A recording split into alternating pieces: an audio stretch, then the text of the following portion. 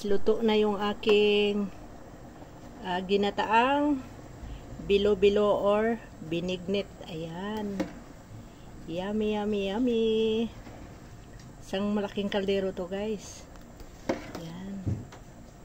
So, ang sarap niya oh. Guys, good morning. Welcome to my channel, Jima Talabok. Ngayon guys is Biyernes Santo. So, gagawa kami ng bilo-bilo or binignit. Ito yung aking ingredients guys. Ito naman yung ito yung iba't ibang kulay na sago. Tapos yan naman yung langka. Yung ano naman, bilo-bilo. Tatlong kulay, white, green, at saka purple. Tapos ito yung kakanggata. Tatlong pirasong nyug yan na malalaki. Tapos ito naman yung kamuti. Tatlong kulay na kamuti guys. May orange, may purple, white, saka may isang pirasong gabi yan. Tapos ito naman yung saging. So ngayon dahil kumukulo na tong aking tubig, ilalagay ko, una kong ilalagay kamote. Yan.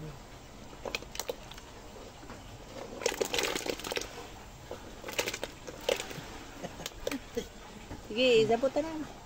Talsikan na.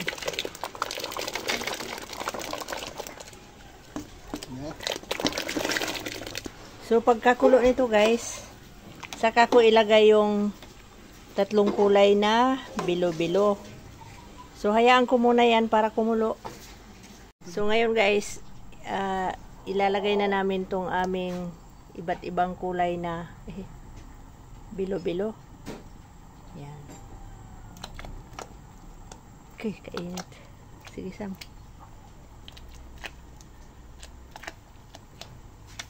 Yan, inuna namin yung green.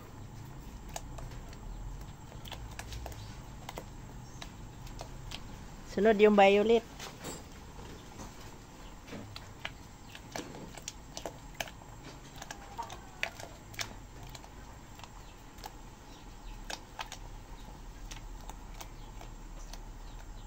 Then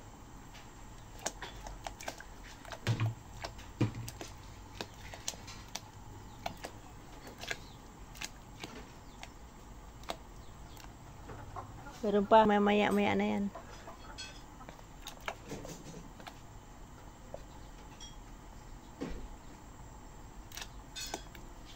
Yan.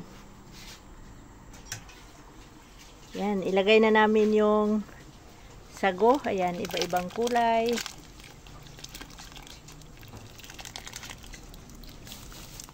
Sige, lagay mo lahat.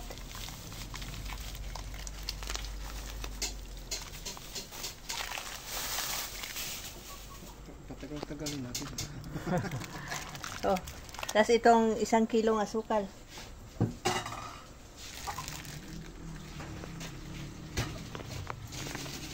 Din. Yung langka. Yan. Ilagay mo lahat. Then yung gata. Akin na yung 1 kilo. Haluin natin ang haluin. Ihulog mo lahat. Sige, yung gata.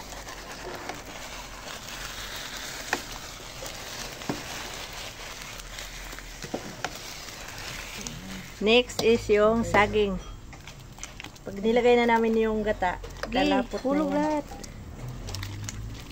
Sam. Okay, lagay mo na Sam. Haluin mo Sam. Yan. Yung gata na mamaya yan kasi nilagyan ko ng 1 cup na. Sige, haluin mo muna. Glutinous flour. Tinunaw ko para lumapot sa kayo ilagay yung langka. Yan guys, o tingnan mo. Lumapot na siya kunti. Okay, okay. Haluin ko muna yan.